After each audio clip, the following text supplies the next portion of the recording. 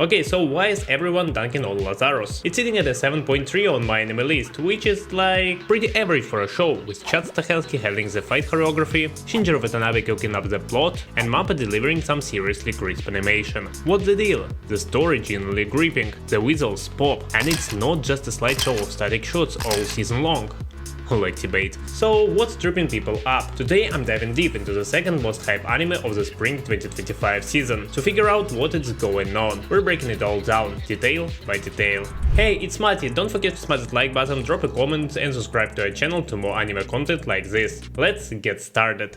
First off, I throw out a bunch of big names, so let's unpack them. Shinichiro Watanabe. You probably think he's an anime legend, and you're not wrong. The guy has got credit on Cowboy Bebop, Samurai Champloo, Zankyou no Terror, Ergo Proxy, Space Dandy, Death Parade, and a ton of other sci-fi bangers. He's not always the head creator, though he's often the storyboarder or director of key episodes. With that kind of resume, and Lazarus being a sci-fi thriller, it was set up to be a slam dunk. So what went wrong? We'll get to that in a bit, stick around. Watanabe often conceives his characters and stories through the lens of music. For instance, the character Mugen from Samurai Champloo was envisioned alongside hip-hop rhythm, leading Watanabe to describe him as a rapper samurai. Similarly, the protagonist of Space Dandy was imagined with retro disco vibes in mind. This approach underscores how integral music is to his creative process, shaping not just the atmosphere, but the very essence of his characters. And here we got Washington Kamasi, who when he was a student at UCLA, embarked on his first tour with no other than West Coast rap icon Snoop Dogg in 2002. Balancing his academic commitments, he took weeks off to perform across the country. During these tours, Washington and the band would often blend jazz and hip-hop, playing John Coltrane's Giant Steps during sound checks and visiting jazz clubs after shows. This experience highlighted the fluidity between genres and influenced his electro-musical style. He is a lifelong fan of anime and drew inspiration from series like Cowboy Bebop and Akira. This passion culminated in his collaboration with director Shinichiro Watanabe on the 2025 anime Lazarus. Washington composed the soundtrack aiming to evoke deep emotion rather than merely matching senses. His composition, rich with horn arrangements and choral elements,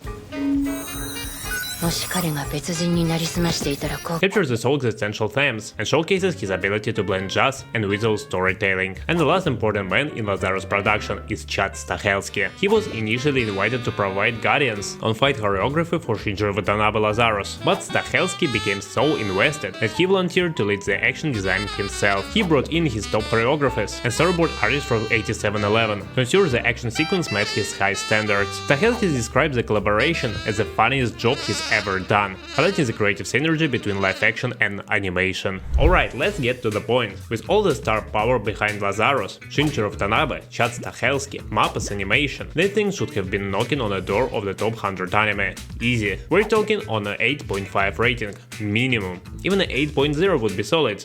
But 7.3? 7.3, come on! So what the heck went wrong?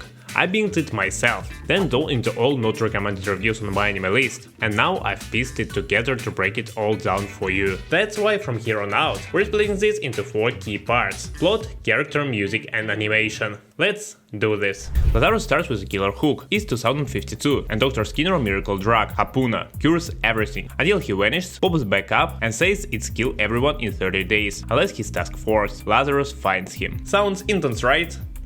Wrong. The plot a total letdown. It's like a cheesy superhero comic from the 50s, all style and no depth. After a flashy first episode with a 15-minute parkour chase, it slows to a crawl. Dragging through repetitive go here, find clue, fail cycles. Fans are pissed about the lazy writing. Every lead comes from Deus Ex Machina nonsense, like a random hobo knowing Skinner grandma, or a gang in Istanbul flipping sides because someone mentions baklava. The world's supposed to be on the brink of chaos, but nobody cares. Hospitals are chill, people are pathetic, it kills the stakes. Some say it's a climate change metaphor with Skinner, melting ice caps rents, but it's so ham-fisted, it feels like a cartoon villain preaching. Compared to Cowboy Bebop's tight, moody stories, this is a global idiot plot, suffer with overused tropes and zero originality. The Lazarus team Axel the parkour criminal, Sashenka the Russian shooter, and the rest should have been the squad with 10. Instead, they fled as cardboard. Axel Watanabe Spike Spiegel, all cool moves and no personality, with a backstory that goes nowhere, and others pure stereotypes. The graph leader, the hacker girl, putting technobubble gibberish, the useless dude playing with drones. They have no depth, even with the 10th episode. There is no emotional pull or team chemistry, unlike Bebop's crew, who felt like family. The dialogue a cringe fest too, with lines like "we had to save the world" and "we're like the Avengers" that sound like they were written for a middle school play. These aren't characters, they're a walking political buzzword, and it's painful. Watanabe known for killing soundtracks, so I had high hopes for Lazarus Jazz score by Kamashi Washington and the opening track Voodoo by Vampire Weekend. The music's solid on its own, catchy, vibey, jazzy, but in the show, it's a mismatch. Fans say the jazz feels slapped, on the sentences it doesn't fit. Like they trying to fake Cowboy Bebop's soul, but forgot the recipe. Are all the employees here like you? The Bull Ridley's NXM Lazarus is fine but forgettable. Unlike Samurai Champloo's seamless beats, the score here feels like it's trying to pop up the weak writing and it just doesn't land. It's not terrible, but when the story already flopping, the music needs to be next level to save it, and this ain't it. If there's one thing Lazarus gets right, it's an animation. Kinda.